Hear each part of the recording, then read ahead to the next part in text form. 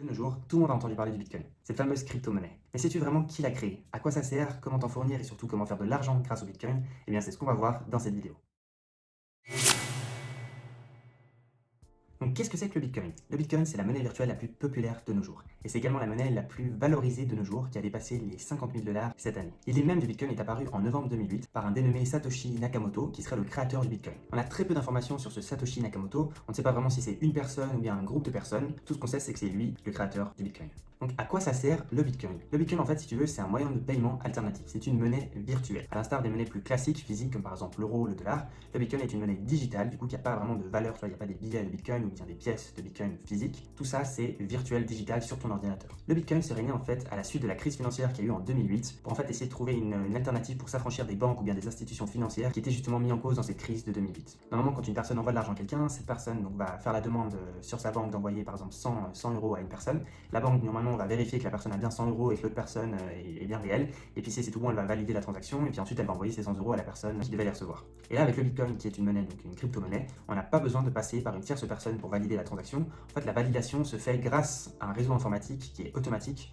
Et du coup, c'est beaucoup plus rapide et ça limite les frais. Donc si tu veux, le Bitcoin, il n'est pas régulé, il n'est pas contrôlé par une autorité bancaire ou bien un État tout simplement. Il se base simplement sur un protocole informatique qui est justement alimenté par tous les ordinateurs, tous les engins électroniques qui l'utilisent. Et c'est ça en fait qui permet justement de valider les transactions. Ce protocole informatique, ce réseau informatique qui permet justement d'échanger les transactions en Bitcoin, ça s'appelle la blockchain. Alors la blockchain, c'est pas propre au Bitcoin, c'est simplement une technologie, voilà, un réseau informatique qui permet justement un échange d'informations et de valider justement ces informations. Et ça va permettre justement un échange de crypto-monnaies de façon sûre, sécurisée et transparente. Donc maintenant tu vas me dire, mais qu'est-ce que c'est que la blockchain? La blockchain en fait c'est comme un livre de compte géant, donc c'est comme un énorme livre où toutes les transactions des personnes sont écrites, sont affichées et enregistrées. C'est un livre qui est public, donc ça veut dire que n'importe qui a accès à ce livre et pourrait voir du coup toutes les transactions dans le passé. On pourrait voir que par exemple le 2 août 2015, tu as envoyé 2 bitcoins à Marie, etc.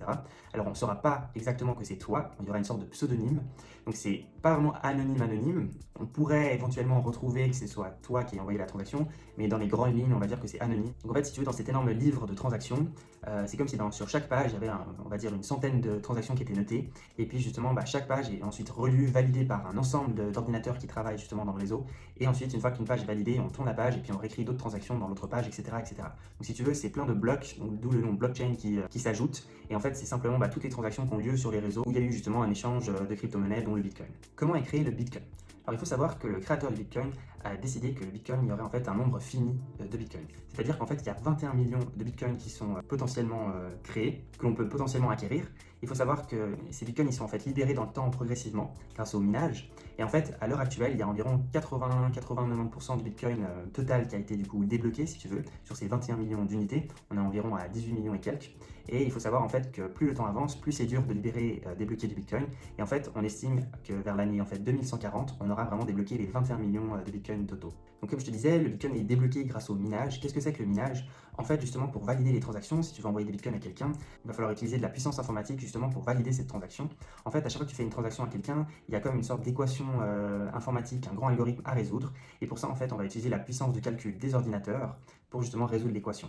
Et en fait, avec le temps, cette équation elle est de plus en plus compliquée à résoudre, donc il faut de plus en plus de puissance informatique pour la résoudre. Et bien justement, les personnes qui mettent en fait leur puissance de calcul, leur ordinateur au profit de la validation des transactions vont être rémunérées en soi pour leur travail, pour la dépense énergétique d'électricité qu'ils ont dû fournir pour justement garder leur ordinateur allumé, etc.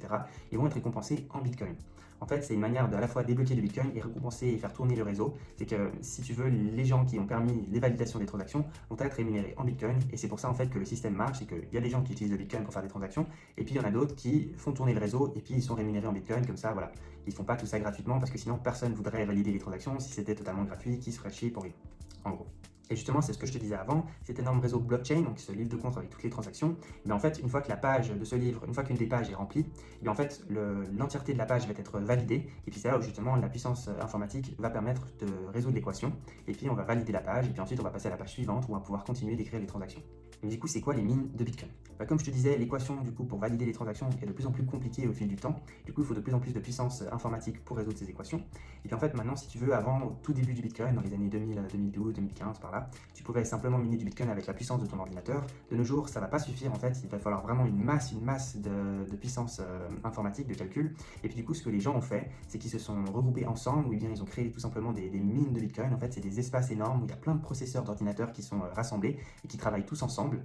Et justement, ça permet de valider les transactions de manière plus vite et puis surtout de résoudre l'algorithme mathématique de la blockchain de façon plus rapide. Et puis en fait, ces mines de Bitcoin, justement, c'est un peu une analogie de miner par exemple du diamant ou du charbon, c'est que en trouvant la solution à cette équation, tu vas être récompensé et tu vas obtenir du Bitcoin. Et puis il faut savoir qu'à l'heure actuelle, en fait, le 80% des mines de Bitcoin dans le monde est situé en Chine. Donc en fait, en Chine, il y a plein de hangars, de zones énormes qui sont dédiées que au minage de Bitcoin. Donc toute la journée, il y a des processeurs, des cartes graphiques d'ordinateurs qui tournent en masse pour justement avoir une masse de puissance de calcul où ils vont essayer plein de combinaisons pour résoudre l'algorithme. Puis une fois que la combinaison a été trouvée, et ça va valider le bloc, donc une page de la blockchain. Puis du coup, toutes les transactions seront validées. Et puis ensuite, on passera à un prochain bloc, donc on validera les prochaines transactions, etc., au fil du temps. Et puis ils seront rémunérés en Bitcoin à chaque fois qu'ils valident les transactions. Donc pourquoi le Bitcoin est si populaire de nos jours? Donc il faut savoir en fait que le Bitcoin c'est l'une des premières crypto-monnaies. Et puis c'est vraiment un concept qui est innovant, sachant qu'on a toujours, toujours évolué en tout cas ces dernières centaines d'années avec des monnaies qui étaient physiques, qui étaient toujours régies par une institution financière. Puis là, le fait d'avoir vraiment une monnaie qui est un peu décentralisée, qui est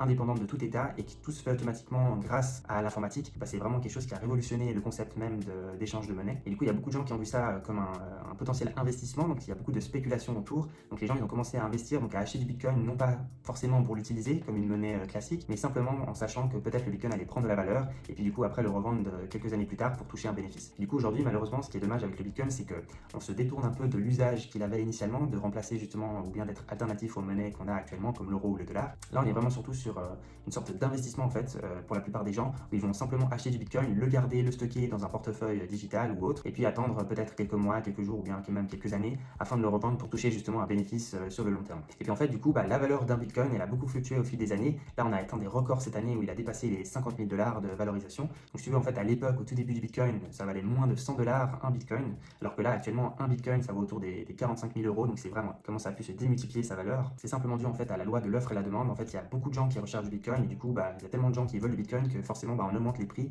pour s'adapter en fait à la demande. Et puis du coup, voilà, on est arrivé à des points où on atteint 45 000 € et encore, on ne sait pas encore si ça va continuer à augmenter au fil du temps. Alors comment se procurer, comment acheter du Bitcoin? Alors de nos jours, c'est vraiment très facile d'acheter du Bitcoin. Il y a plein de plateformes digitales, sur internet pour acheter du Bitcoin. Il y a par exemple des marketplaces, pour en citer quelques-uns, par exemple il y a Coinbase, Binance, etc., qui sont des sites internet qui te permettent justement d'acheter du Bitcoin en échange par exemple d'euros ou de dollars, etc. Ou bien il y a d'autres applications, par exemple même des applications bancaires comme Revolut, qui est une banque un peu en ligne, qui permet justement d'acheter du Bitcoin directement dans l'application en échangeant aussi des euros, des dollars, etc. Donc c'est assez facile justement d'en acheter. Je vous ferai une vidéo tuto pour vous montrer comment en acheter sur différentes plateformes, etc. Donc n'hésitez pas à vous abonner pour la suite des vidéos. Comment aussi en fait stocker ces bitcoins, à l'instar des monnaies classiques qu'on stockerait dans un portefeuille ou autre, et il existe en fait des portefeuilles digitales. En fait on va stocker nos bitcoins à l'intérieur et puis ils vont pouvoir du coup être sécurisés. On peut aussi stocker nos bitcoins par exemple dans des sortes de clés USB. Si tu veux, c'est une clé que tu vas brancher sur ton ordinateur. Tu vas pouvoir enregistrer tes bitcoins à l'intérieur et en fait cette clé elle va te servir en fait de mot de passe un peu pour débloquer ces bitcoins si tu en as besoin un jour du coup pour les retirer ou pour les échanger contre d'autres monnaies. Donc les avantages en fait du bitcoin, c'est qu'en fait c'est un moyen de paiement alternatif qui est du coup décentralisé, qui dépend pas du coup des états, des pays. Il y a aussi le fait que du coup tu peux envoyer la somme que tu veux en bitcoin, personne va t'embêter. Par exemple, si tu veux envoyer l'équivalent de 2 millions d'euros à quelqu'un en bitcoin, il n'y a pas ta banque qui va te dire ah non c'est un peu trop, là il faudrait le faire différemment ou il faudra attendre pour que ce soit validé. Là vraiment peu importe le montant, ce sera envoyé à la personne, il n'y aura pas de souci. Le gros avantage du bitcoin, c'est le fait que ce soit vraiment sécurisé. La blockchain, le protocole en fait d'échange de bitcoin est vraiment quasiment inviolable. Le seul moyen vraiment de frauder, ce serait de détenir en fait plus de 50% de la puissance de calcul mondiale. Et sachant que de nos jours, du coup, la puissance de calcul informatique est tellement énorme que c'est vraiment très peu probable qu'une entité, un groupe de personnes ait autant de puissance de calcul à leur disposition. Il faudrait qu'il ait en gros, si on résume, plus de 51% des ordinateurs à disposition.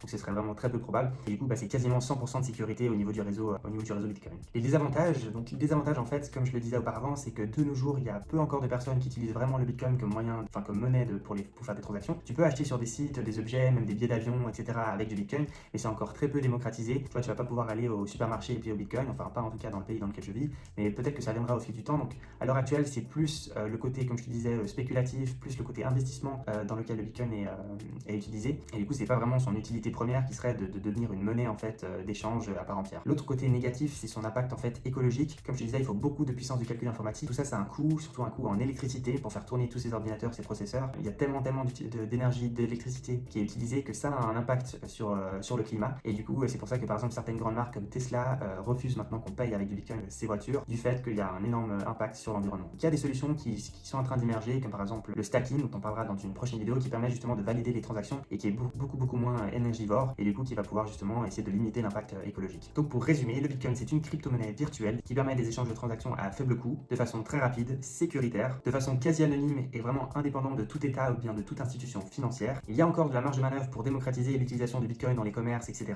Mais ça va sûrement venir. Il faut savoir que c'est vraiment une idée qui est innovante et qui va révolutionner en fait le monde en général, surtout en fait le concept de blockchain dont on reparlera dans une future vidéo. Donc j'espère maintenant que le concept de Bitcoin est beaucoup plus clair pour toi dans ta tête. Ne t'inquiète pas, d'autres vidéos suivront pour t'expliquer d'autres concepts liés au Bitcoin et aux crypto-monnaies. Je t'invite à me poser toutes les questions dont tu aurais envie de me poser dans la barre des commentaires. Je me ferai un plaisir d'y répondre. Et puis je te dis à très vite pour une future vidéo. Ciao.